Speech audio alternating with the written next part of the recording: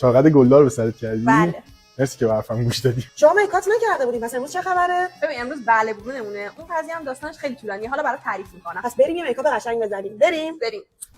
مرواری دور گردن خودم دیدم میبندی، چارقت گل داره به سرت خودم دیدم میبندی، شونه به زلفون سیاه. ولی به نظرم خیلی خوب شد آشتی کردی. واقعا عروست نازی شدی.